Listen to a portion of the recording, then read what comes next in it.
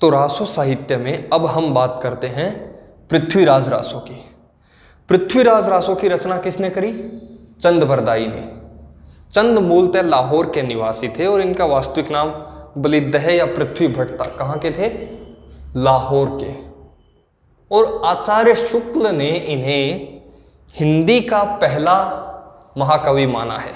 किनको? चंद बरदाई को हिंदी का पहला महाकवि माना है और इन्हीं को अपभ्रंश का अंतिम महाकवि कहा जाता है। इन्होंने पृथ्वीराज रासो की रचना करी, जो पृथ्वीराज रासो को हिंदी का पहला महाकाव्य कहा जाता है और अपभ्रंश का अंतिम महाकाव्य कहा जाता है। ऐसा क्यों? ऐसा इसलिए क्योंकि अपभ्रंश का समय बीत रहा था, इधर से अवहट और पुरानी हिंदी का दौर आ रहा था। इस जो संक्रमण काल था, यहां पर चंद बरदाई ने पृथ्वीराज रासो की रचना करी। पृथ्वीराज रासो में 69 समय है, 69 समय है और इसमें कहा जाता है कि 59 जो समय हैं ये चंद ने लिखे हैं और बाकी के 10 जो समय हैं ये जलहण ने लिखे हैं। समय यहां पर पृथ्वीराज रासो में अध्यायों का नाम है।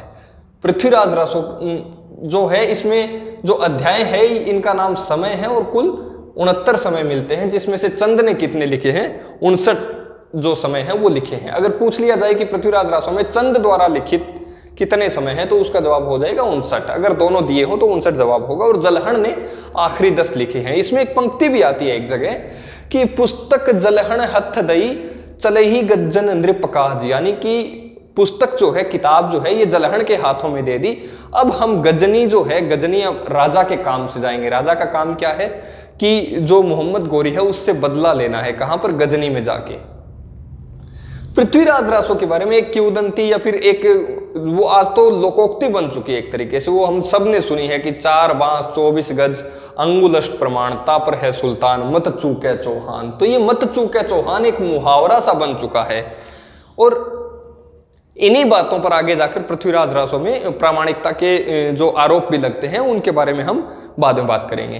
तो पृथ्वीराज रासो की अगर कथ्य की बात करें तो पृथ्वीराज रासो में वीर रस प्रधान रचना है। पृथ्वीराज जो चौहान है उनके जीवन पर आधारित है और किस प्रकार से उन गजनवी जो मोहम्मद गोरी ने गजनी से आकर उन पर आक्रमण किया और फिर पृथ्वीराज रासो ने किस प्रकार से अनेक युद्धों में गोरी को हराया और अंत में आखिर में एक युद्ध में खुद हार गए और फिर उनको गिरफ्तार करके गजनी ले जाया गया। वहां पर चंद जाकर उनसे मिले और चंद ने जिस प्रकार से उनको एक प्रकार से ऊंचाई बताई कि गजनी कितनी दूरी पर बैठा है और जो शब्द भेदी बाण जो पृथ्वीराज ने चलाया उन सब के बारे में इसमें वर्णन मिलता है। तो मूल रूप से इसमें मुख्यतः वीर रस की जो अभिव्यक्ति होती है, लेकिन चूंकि राजा के जीवन से संबंधित है, इसमें संयोगिता स्वयंवर भी हमें देखने को मिलता है। पृथ्वीराज और संयोगिता के विवाह की भी घटना हमें देखने को मिलती है। तो श्रृंगार रस भी इसमें सहायक रूप से शामिल होता है। तो अगर पूछ लिया जाए कि मुख्य रस कौन सा है पृथ्वीराज रासो में, तो मुख्य रस वीर है और सहायक श्रृंगार है। अब एक बात करते हैं कि छंद कितने प्रकार के हैं। पृथ्वीराज रासो में 68 प्रकार के छंद हैं। इतने ज्यादा छंदों का इसमें प्रयोग किया गया है, इसलिए आचार्य जो प्रोफेसर नामवर सिंह हैं उन्होंने जो चंद बरदाई है इसको छंदों का राजा कहा है। क्या कहा है? छंदों का राजा कहा है। क्यों कहा है? क्योंकि इसमें 68 प्रकार के छंद हमें देखने को मिलते हैं। और भाषा की अगर बात करें तो भाषा इसमें जिस प्रकार से छंद बदलता है, तो छंद के अनुरूप जो जिस भाव के अनुरूप जो छंद आता है उसी के अनुरूप इसमें भाषा इतनी लयात्मक रूप से बदलती है कि पढ़ने वाला अंदाजा नहीं लगा पाता कई बार तो कि छंद भी बदल गया और भाव भी बदल गया। वो इतना डूब जाता है इसमें। तो भाषा बिल्कुल भावों के अनुकूल है। और अगर देखा जाए तो इसमें हिंदी, पुरानी हिंदी जो है, संस्कृत, राजस्थानी, ब्रज, अरबी फारसी तो इसलिए क्योंकि चंद लाहौर के निवासी थे और इनकी जो भाषा थी इसमें अरबी फारसी के शब्दों का होना लाजमी था। और राजस्थानी क्योंकि डिंगल और पिंगल में लिखा गया तो राजस्थानी अपने आप होनी है। ब्रज भी है इसमें। अपभ्रंश क्योंकि अपभ्रंश का उस समय दौर चल रहा था, अपभ्रंश का अंतिम समय चल रहा था और पुरानी हिंदी का प्रारंभिक समय था। संस्कृत इसलिए क्योंकि इसकी शुरुआत ही संस्कृत के श्लोक से होती है। तो इस प्रकार से हम कह सकते हैं कि पृथ्वीराज रासो में ये सारी भाषाएं, संस्कृत, राजस्थानी, पुरानी हिंदी, ब्रज, अपभ्रंश, अरबी फारसी, इन सब के शब्द हम देख सकते हैं। छंद जो हैं, छंद जैसे कि प्रचुरता हमने बताई, 68 प्रकार के छंद हमें मिलते हैं और इसीलिए प्रोफेसर नामवर सिंह ने छंदों का राजा किसको कहा है? चंद बरदाई को कहा है। एक शब्द यहां पर लिखा है प्रसादांत। ये क्या है? देखिए, अंग्रेजी जो साहित्य परंपरा है उसमें मुख्यतः क्या होता था, जो महाकाव्य होते थे उनका समापन होता था वो दुखद होता था। जैसे हम बात करें, हम रोमियो जो विलियम शेक्सपियर के नाटकों की बात करें, हैमलेट की बात करें, मैकबेथ की बात करें, तो उसमें अंत में जाकर जिस प्रकार का दुखद त्रासद पूर्ण अंत होता है, वैसा जो दुखद और जो दुखांत होता था उसको हमने अंग्रेजी पद्धति का समापन कहा। हिंदी में क्या होता था? हिंदी में जैसे हिंदी फिल्मों में होता है कि पूरी फिल्म में संघर्ष चलता है और अंत में जाकर हैप्पी एंडिंग हो जाती है, जो सुखद जो एक अंत होता है, तो जो सुखद अंत होता था उसको हिंदी परंपरा, हिंदी महाकाव्यों की परंपरा हम कह सकते थे। लेकिन प्रसादांत क्या है? जयशंकर प्रसाद के नाटकों को जब हम पढ़ते हैं, जैसे हम चंद्रगुप्त की बात करें या स्कंदगुप्त की बात करें, तो उनमें क्या होता है कि नायक जो है वो पूरी रचना के दौरान संघर्ष करता है, अपने राष्ट्र के लिए संघर्ष करता है, अपने जीवन में और जो समस्याएं होती हैं उनके लिए संघर्ष करता है और अंत में जाकर वो उनमें सफल हो जाता है। लेकिन कुछ ना कुछ ऐसी चीज उसे खोनी पड़ती है कि वो उस सफलता की खुशी नहीं मना सकता, वो उस सफलता का उल्लास नहीं मना सकता, उत्सव नहीं मना सकता। यानी कि सफलता हमें मिली, क्या हुआ? सफलता हमें मिली, लेकिन नुकसान के साथ, कुछ ना कुछ नुकसान हमें झेलना पड़ा। तो दोनों चीजें हैं, सुखद भी है और दुखद भी है। इसको बोलते हैं प्रसादांत। सुखद भी है और दुखद भी है। जैसे पृथ्वीराज रासो की हम बात करें, इसमें सुखद क्या है? सुखद यह है कि मोहम्मद गोरी को पृथ्वीराज रासो ने अंततः मार दिया, तो इसमें बड़ी खुशी की बात है, सुख है। लेकिन दुखद क्या है कि मोहम्मद गोरी को मारने के बाद चंद बरदाई जो कि तलवार लेकर अपने साथ गया था, उसने एक तलवार पृथ्वीराज रासो को दे दी और दोनों ने एक दूसरे को मार दिया। तो ये जो है सुख और दुख का एक साथ आना, ये प्रसादांत इसको बोलते हैं। क्योंकि प्रसाद के नाटकों में, जयशंकर प्रसाद के नाटकों में ये प्रचुरता से मिलता है। ये अंग्रेजी काव्य की तरह नहीं है। अंग्रेजी महाकाव्यों में क्या होता था कि अंत में जाकर इतनी त्रासदी है, इतनी पीड़ा है कि उसमें दुख ही दुख है, दुख का साम्राज्य हम चारों तरफ देखते हैं। हिंदी में क्या होता था? पूरी रचना में संघर्ष चल रहा है, लेकिन अंत में जाकर क्या होता है कि सब कुछ सही हो जाता है, हैप्पी एंडिंग हो जाती है, जैसे हिंदी सिनेमा में होता है। तो भारतीय परंपरा में हैप्पी एंडिंग का जो सीन था उसको हमने सुखांत बोला। यहां पर दोनों हैं और दोनों नहीं हैं। नहीं किस लिए? क्योंकि पृथ्वीराज खुद मारे गए, तो यहां पर सुख तो नहीं हो सकता, दुख ही दुख है। लेकिन है किस लिए? क्योंकि चंद भी मारा गया, तो इसलिए दुख का तो कोई सवाल ही नहीं है। तो यहां पर सुख और दुख दोनों है। सुखद और दुखद जो अंत दोनों मिला के होता है उसको हमने कहा प्रसादांत कहा। तो ये आगे हमने बात करी भाषिक जो संक्रमण है, इसकी हम पहले बात कर चुके हैं कि हिंदी का पहला महाकाव्य और अपभ्रंश का अंतिम महाकाव्य है। इसीलिए है क्योंकि दो भाषाओं के संक्रमण पर यह स्थित है, उस दौरान ये लिखा गया है। अब एक बात करते हैं पृथ्वीराज रासो, जिस बात के लिए सबसे ज्यादा लोकप्रिय भी है और सबसे ज्यादा विवादित भी है। इसमें जो मिलता है कि पृथ्वीराज ने मोहम्मद गोरी को पहले हराया, फिर हराया, फिर हराया, लेकिन एक मौका ऐसा आया जब मोहम्मद गोरी ने पृथ्वीराज को हरा दिया। हराने के बाद पृथ्वीराज को वो अपने साथ गजनी ले गया कैदी बना के। वहां पर कहते हैं कि पृथ्वीराज चौहान की आंखें फोड़ दी, उनको दिखना बंद हो गया। और फिर जब चंद बरदाई उनसे मिलने जाते हैं, वो कहते हैं ना कि पुस्तक जलहण हथ दई चल ही गज्जन नृपकाज, की पुस्तक जलहण के हाथों में देकर अब राजा के कार्य से गजनी चले गए। तो राजा का कार्य क्या है? वो राजा का कार्य है बदला लेना।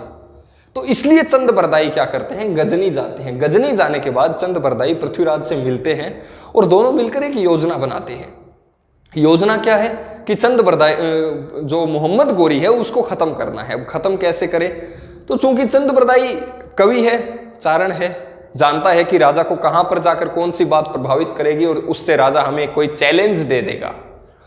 तो चंद बरदाई मोहम्मद गोरी को यह कहते हैं कि भाई जिस पृथ्वीराज को तुमने कैद कर रखा है उसकी आंखें तो तुमने फोड़ दी, लेकिन फिर भी इसकी कला को तुम नहीं पहचान पाई, ये शब्द भेदी बाण चलाता है।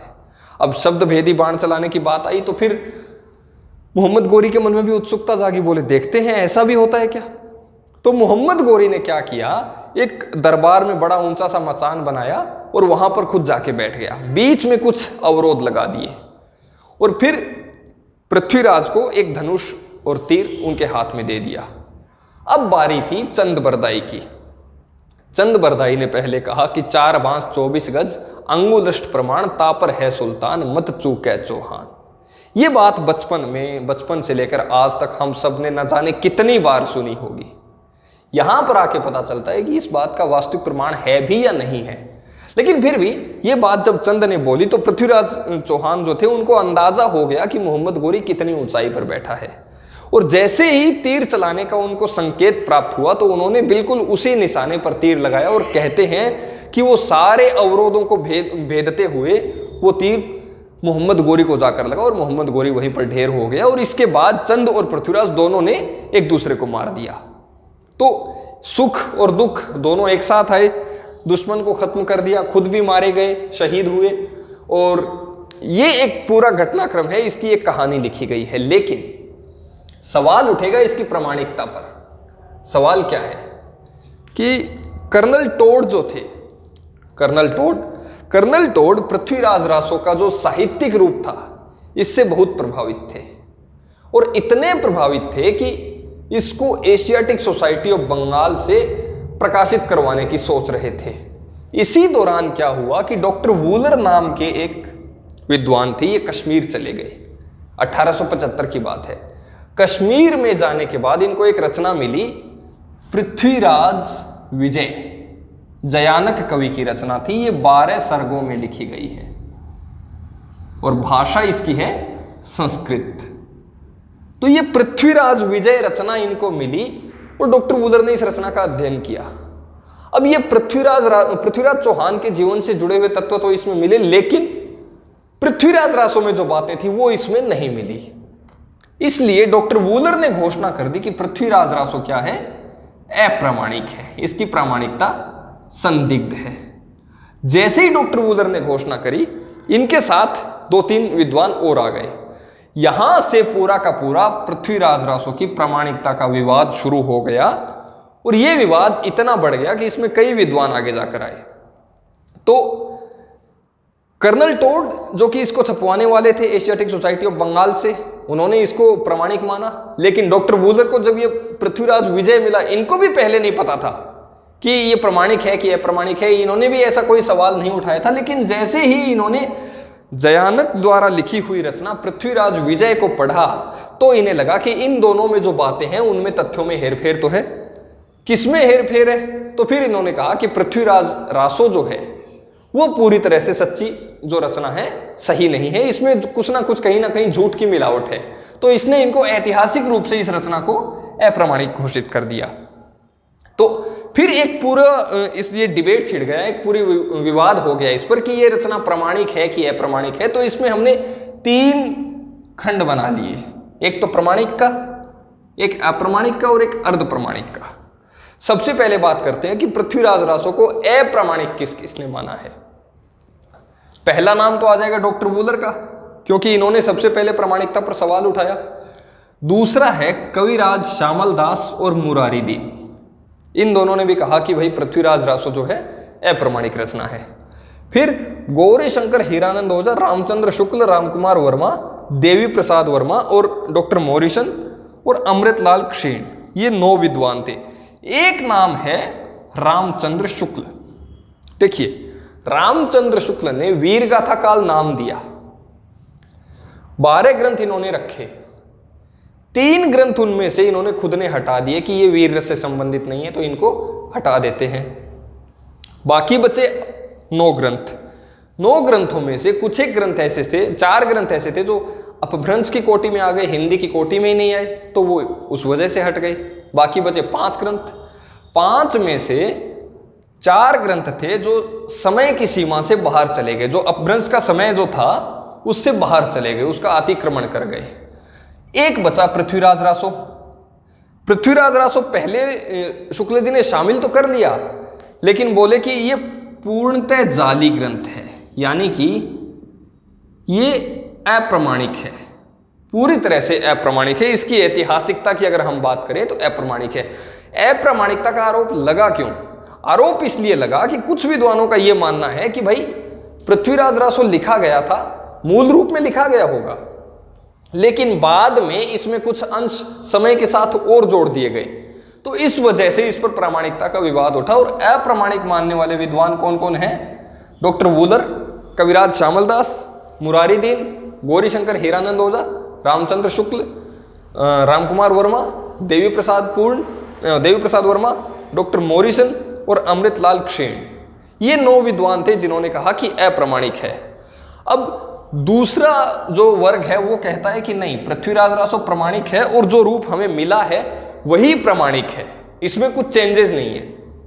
इसमें कौन कौन थे? श्याम सुंदर दास। श्याम सुंदर दास ने 1905 ईस्वी में पृथ्वीराज रासो का संपादन भी किया। संपादनों की अगर बात करें तो श्याम सुंदर दास एक अव्वल दर्जे के संपादक रहे हैं। बहुत जो मान्य संपादन कार्य हुए हैं वो श्याम सुंदर दास ने किए हैं। दूसरी बात, मिश्र बंधुओं ने क्या कहा? कि मिश्र बंधुओं ने भी यही कहा कि पृथ्वीराज रासो प्रमाणिक है। कर्नल टोड तो इसको छपवाने ही वाले थे पहले ही एशियाटिक सोसाइटी ऑफ बंगाल से, तो कर्नल टोड ने भी इसको प्रमाणिक माना, एशियाटिक सोसाइटी ऑफ बंगाल, इन्होंने भी इसको प्रमाणिक माना। और मथुरा प्रसाद दीक्षित, ये जो विद्वान हैं, इन्होंने भी कहा कि पृथ्वीराज रासो प्रमाणिक है। एक विद्वान है मोहन लाल विष्णुलाल पांड्या। दोस्तों, जब पृथ्वीराज रासो की प्रामाणिकता पर सवाल उठा तो एक मुख्य सवाल यह था उसमें कि भाई जो मूल रूप से इतिहास है और जो पृथ्वीराज रासो की घटनाएं हैं, इनमें 90 साल का अंतर हमें देखने को मिलता है। कितने? 90 साल का। तो मोहन लाल विष्णुलाल पांड्या ने क्या किया कि इन्होंने एक संवत की कल्पना की। संवत कौन सा? अनंत संवत। एक पंक्ति देखने को मिलती है कि एकादह से पंचदह विक्रम साक अनंत। ये अनंत शब्द जो है, इससे मोहनलाल विष्णुलाल पांड्या ने अ का अर्थ लिया शून्य, अ मतलब जो नहीं है, नन्न मतलब 9, और आगे इसको बना दिया 90। तो ये 90 का जो इन्होंने यहां से कंसेप्ट उठाया कि अनंत का मतलब 90 है, तो जो विक्रम संवत है और जो अनंत संवत है, इसमें जो 90 वर्ष का इन्होंने आंकड़ा दे दिया। इससे क्या हुआ कि जो 90 वर्ष का अंतराल आ रहा था इतिहास में और जो पृथ्वीराज रासो में दी हुई घटनाओं में, वो बराबर हो गया। क्या हो गया? 90 वर्ष का अंतराल पूर्ण हो गया। अब मोहनलाल विष्णुलाल पांड्या ने कहा कि भाई 90 वर्ष की बात तो झूठी है आपकी, इन्होंने खुद ने संकेत दे रखा है, हमने ही समझने में गलती कर दी। अपने ग्रंथ में इन्होंने लिख रखा है कि भाई 90 वर्ष जो है इसको तुम अनंत संवत के हिसाब से पढ़ना, विक्रम संवत के हिसाब से मत पढ़ना, और जैसे ही अनंत के हिसाब से हम पढ़ेंगे 90 वर्ष का ये जो अंतर है ये खत्म हो जाएगा। तो इस ग्रंथ को हम प्रमाणिक मानेंगे, इसको जाली करार नहीं दे सकते। तो मोहनलाल विष्णुलाल पांड्या ने इस आधार पर इसको प्रमाणिक माना। अब बचे कुछ विद्वान जिन्होंने कहा कि नहीं ये अर्ध प्रमाणिक है। अर्ध प्रमाणिक क्यों? इनका यह मानना था कि ये पृथ्वीराज रासो नाम का ग्रंथ तो लिखा गया होगा, चंद बरदाई ने इसको लिखा है, इसमें भी कोई दो राय नहीं है, लेकिन मूल रूप जो इस ग्रंथ का है, पहले जो लिखा गया था उससे भविष्य में जाकर कुछ ना कुछ छेड़छाड़ हुई है। तो जो मूल जो ग्रंथ है वो तो है और वो प्रमाणिक भी है, लेकिन हमारे सामने आज जो उपलब्ध है वो उस छेड़छाड़ के बाद है, उसमें किसने क्या क्या जोड़ा है वो सारी बातें इसमें मिल मिला के, और आज जो हमारे सामने है वो अप्रमाणिक वाला है। लेकिन पहले जो लिखा गया होगा वो तो प्रमाणिक होगा। जैसे परमार रासो की हमने बात करी थी कि परमार रासो मौखिक परंपरा में चला, समय तो उसका 13वीं सदी से शुरू हुआ था और उसको छपवाने का काम तो 18वीं 19वीं सदी में जाकर हुआ। तो जो मौखिक परंपरा में चला तो उसमें कितने अंश ऐसे होंगे जो जुड़े होंगे। तो इसी तरह पृथ्वीराज रासो में इन विद्वानों का कहना है कि मूल रूप जो था वो तो प्रमाणिक था, लेकिन बाद में इसमें जो प्रक्षिप्त अंश जो जोड़ दिए गए, किसी ने अपने हिसाब से कुछ जोड़ दिया, किसी ने अपने हिसाब से कुछ जोड़ दिया, तो उसके बाद से इस ग्रंथ में प्रामाणिकता का संदेह उठता है। तो इसको हम पूरी तरह से जाली तो नहीं कह सकते, ये ग्रंथ तो है, लिखा भी गया है और पहले ये लिखा गया होगा उस समय प्रमाणिक भी होगा, लेकिन आज जो रूप हमारे सामने मिलता है उसमें प्रामाणिकता का संदेह है, तो इसलिए हम इसको अर्ध प्रमाणिक कहते हैं। अब ये मूल रूप और वर्तमान रूप क्या है? पहले क्या होता था कि फोटोकॉपी का सिस्टम होता नहीं था, कोई भी ग्रंथ लिखा गया उसकी हाथों से कॉपी करनी पड़ती थी। तो मान लीजिए मेरे सामने कोई किताब है, उसको मैं लिख रहा हूं और लिखते लिखते कहीं पर मुझे लगा कि यार नहीं नहीं, ये शब्द जो है ये गड़बड़ कर रहा है। मैंने अपने हिसाब से उस शब्द को बदल दिया। मेरे से आगे फिर किसी ने लिखा, उसको लगा कि नहीं नहीं यार, इस जगह पर जाकर ये गड़बड़ कर रहा है, उसने उसको लिख दिया। इसी तरह लिखते लिखते अंत में जाकर इतना इसमें जो अंतर पैदा हो गया कि यहां पर प्रामाणिकता का विवाद खड़ा हो गया, ऐसा इन विद्वानों का मानना है। इसमें कौन कौन है? मुनि जिन विजय। मुनि जिन विजय ने क्या कहा कि मुनि जिन विजय ने पुरातन प्रबंध संग्रह नाम का एक ग्रंथ पढ़ा, उसमें पृथ्वीराज रासो के कुछ पद इनको पढ़ने को मिले, कुछ छंद पढ़ने को मिले। तो वो पढ़ने के बाद इन्होंने कहा कि ये ग्रंथ है तो सही, इसको हम अप्रामाणिक तो नहीं कह सकते, लेकिन पूरी तरह से सही नहीं है। इन्होंने केवल उन्हीं को सही माना, उन्हीं छंदों को सही माना जो पुरातन प्रबंध संग्रह में आए थे। तो इसके आधार पर इन्होंने इसको अर्ध प्रमाणिक करार दे दिया। फिर आए हजारी प्रसाद द्विवेदी। द्विवेदी जी का यह कहना है कि पृथ्वीराज रासो का केवल वही अंश प्रमाणिक है जो शुक शुकी संवाद के रूप में लिखा गया है। यानी कि शुक और शुकी आपस में बात कर रहे हैं और बात करते करते उन्होंने एक जो कथा कही है, वो अंश जहां पर मिलता है केवल वही प्रमाणिक है। बाकी जो हम पढ़ते हैं, जो 69 समय वाला पढ़ते हैं, वो प्रमाणिक नहीं है। तो इन्होंने इसको प्रमाणिक माना है। दशरथ शर्मा, सुनीति कुमार चटर्जी, माता प्रसाद गुप्त और अगरचंद नाहटा, इन्होंने भी अर्ध प्रमाणिक की श्रेणी में अपना मत रखा कि पूरी तरह से हम इसको प्रमाणिक नहीं मानते और पूरी तरह से अप्रामाणिक नहीं मानते। अगरचंद नाहटा ने क्या किया कि देश भर से, पूरे देश में घूम घूम के पृथ्वीराज रासो की जितनी भी पांडुलिपियां थी उनको इकट्ठा करने का काम किया। उन पांडुलिपियों को इकट्ठा किया और नरोत्तम दास स्वामी जो थे, इन्होंने उन पांडुलिपियों से इकट्ठा करके और रिसर्च तैयार किया कि भाई 4 खंड मिलते हैं, 4 रूपांतरण मिलते हैं पृथ्वीराज रासो के। पहला वृहद रूपांतर, दूसरा मध्यम रूपांतर, तीसरा लघु रूपांतर और चौथा लघुतम रूपांतर। वृहद रूपांतर में क्या है? वृहद रूपांतर वो है जिसमें एक तो अध्यायों का नाम समय है, हम जो पढ़ते हैं ना ये 69 समय वाला, तो ये वृहद रूपांतर है। अध्यायों का नाम समय है और कुल छंद कितने हैं इसमें? कुल छंद हैं 16,306 छंद। 16,306 छंद है, अध्यायों का नाम समय है, ये वृहद रूपांतर है। दूसरा मध्यम रूपांतर। मध्यम रूपांतर में क्या है? अध्यायों का नाम प्रस्ताव है और कुल छंद 7,000 है। तीसरा लघु रूपांतर में अध्यायों का नाम खंड है और जो है छंद है वो 3500 है। एक चौथा जो लघुतम रूपांतरण है, उसमें क्या है कि अध्यायों का कोई नाम नहीं है। नरोत्तम दास स्वामी ने क्या कहा? नरोत्तम दास स्वामी ने पृथ्वीराज रासो की मुक्तक रूप में रचना मानी है और मुक्तक रूप में इन्होंने ग्रंथ संपादित भी किया। तो इन्होंने ये मुक्तक रूप है, इसको लघुतम रूपांतर माना और जो लघुतम रूपांतर है ये सबसे ज्यादा प्रमाणिक है। इसी को दशरथ शर्मा ने प्रमाणिक माना है। तो ये सबसे ज्यादा प्रमाणिक है और वृहद रूपांतर है ये सबसे कम प्रमाणिक है या सबसे ज्यादा अप्रमाणिक है। प्रमाणिकता का विवाद यहीं पर हमें मिलता है, लेकिन सबसे ज्यादा लोकप्रिय जो है वो वृहद रूपांतर है, सबसे कम लोकप्रिय लघुतम रूपांतर है। तो ये पृथ्वीराज रासो के बारे में हमने बात करी। आगे इसमें देखते हैं कि पृथ्वीराज रासो में 69 समय है और इसमें 69वां समय है वो महुआ युद्ध प्रस्ताव है, जिसको हमने माना है परमार रासो इसी का अंश है। और इसके अलावा इसका दूसरा समय है, उसको बोलते हैं दाशम समय, दाशम सम्यो। इसमें हमें विष्णु के 10 अवतारों का वर्णन मिलता है, 10 अवतारों के बारे में जानकारी मिलती है। इस प्रकार इसमें अलग अलग समय दिए गए हैं। तो ये पृथ्वीराज रासो के बारे में एक मोटा मोटी जानकारी हमने ले ली है। यहां पर हमारा पृथ्वीराज रासो पूर्ण होता है। आगे कुछ पंक्तियां हैं जो हम कभी भी किसी भी क्लास में डिस्कस कर लेंगे। तो ये पृथ्वीराज रासो यहां पर पूर्ण होता है। धन्यवाद।